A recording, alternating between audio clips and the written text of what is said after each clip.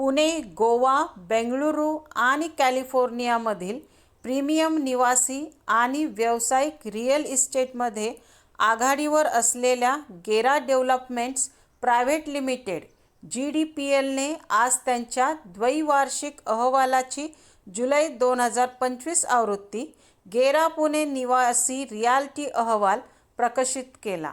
पुण्यातील एकमेव जनगणना आधारित रिअल इस्टेट अभ्यास जो 14 वर्षापासून चालत आहे आणि 2300हून अधिक प्रकल्प आणि 3 लाखाहून अधिक बांधकामामधील घरांचा समावेश करतो. हा अहवाल जून 2025 रोजी संपलेल्या 12 महिन्यांच्या बाजारपेठेच्या गतिशीलतेचा अधिकृत डेटाचालित दृष्टिकोन सादर करण्यात आला आहे. देखिए, रिपोर्ट पूना जो हमारा जो 14th रिपोर्ट है, 14 साल से हम करे आ रहे हैं, तो इसमें 2-3 जो मेन पॉइंट्स हैं. एक तो गए 12 महीने में पूना के जो एवरेज प्राइसेस है वो 8% बढ़ चुके हैं. So that is one point. दूसरा, जो प्रोजेक्ट्स जो लॉन्च हुए हैं उसमें builders have brought less projects, तो कम प्रोजेक्ट लॉन्चेस कम हो चुके हैं. सेल्स थोड़ा कम हो गया है.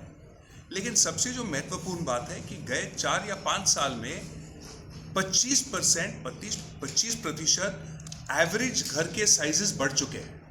अब इस और जो प्राइस जो बढ़ चुके हैं और जो साइज जो बढ़ चुके हैं उसके वजह से जो अफोर्डेबिलिटी है लोगों की वो कम हो चुकी है. So that is a very important aspect कि लोगों का जो अफोर्डेबिलिटी है वो कम हुआ है.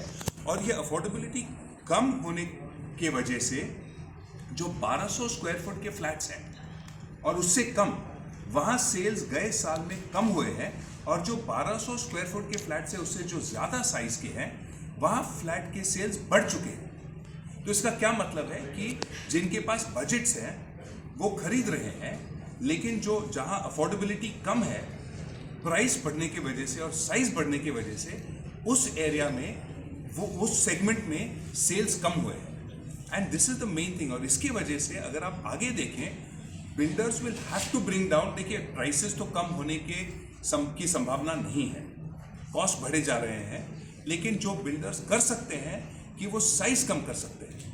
और जो 1200 स्क्वायर फुट तक जो फ्लैट्स हैं, अगर वहाँ हमने साइज कम किया तो वहाँ अफोर्डेबिलिटी बढ़ेगी और वहाँ से भी सेल्स बढ़ने की संभावना है.